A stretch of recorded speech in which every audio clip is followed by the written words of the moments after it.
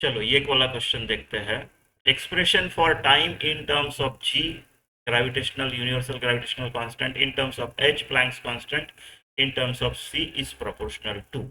और फिर चार ऑप्शन दिए हैं। ठीक है। तो टाइम का किस सम कांस्टेंट इनटू जी के टर्म्स में, एच के टर्म्स में और सी के टर्म्स में। इनके डायमेंशंस कितने हैं मुझे पता नहीं है। तो ए बी सी। ठीक है। ऐसा ऐसा। तो टी को मैं तो लिख सकता हूँ M0 L0 T1 ऐसा। के डायमेंशन लेस तो जाने दो उसको। जी का कैसा निकलोगे आप? F=G M1 M2 मेरे लिए दोनों डायमेंशंस के लिए दोनों M1 M2 ये है अपॉन डिस्टेंस का स्क्वायर। तो डायमेंशन ऑफ जी जो आएगा वो फोर्स का डायमेंशन MLT-2 इंटू वो L² अपॉन M² ऐसे हो जाएगा। तो ये आ जाएगा M-1 L³ T-2। ठीक है। तो इधर लिख देता हूँ मैं M-1 L³ T-2 ठीक है। चलो h का ढूंढते हैं। E=h new. राइट।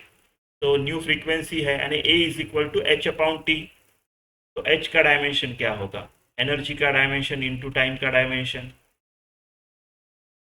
एनर्जी का क्या है? M L² T-2 इंटू एक टाइम। तो कितना होगा ये होगा M L² T-1।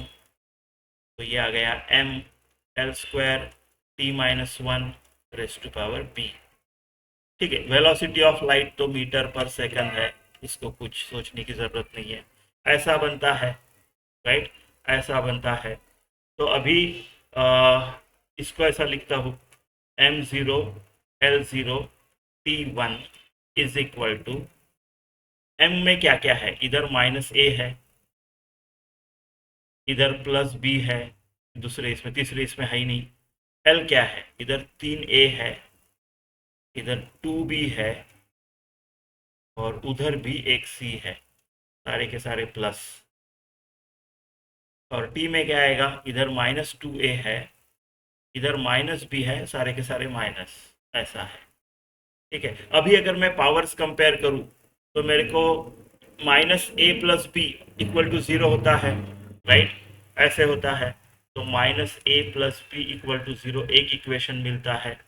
फिर दूसरा equation 3 3 2 1 3A 2B C 3A+2B+C 0 3A+2B+C=0।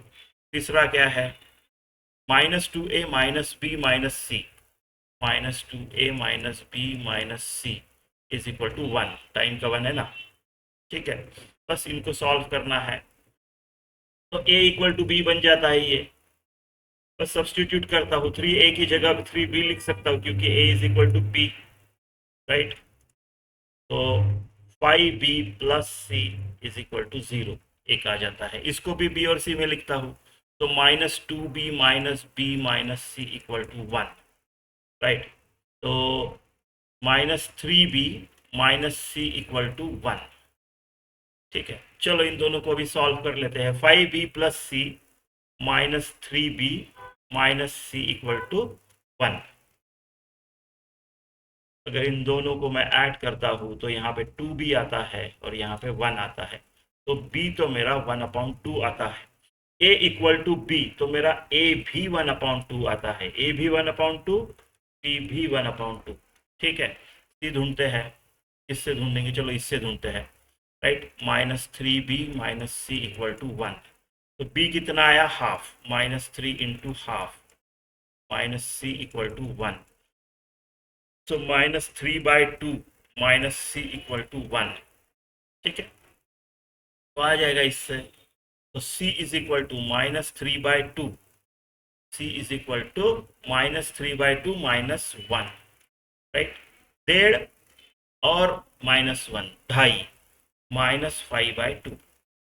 तो C जो है आपका -5/2 है। तो कौन सा ऑप्शन होगा? Half half -5/2। ये आपका हाफ है, ये भी आपका हाफ है और ये आपका -5/2 है। तो G और H दोनों का हाफ। ठीक है, सी भी हो सकता है, डी भी हो सकता है ना, दोनों में जी और एच हाफ है, लेकिन -5/2 कहाँ आएगा, सी में आएगा, तो इसका ऑप्शन सी होना चाहिए। ठीक है।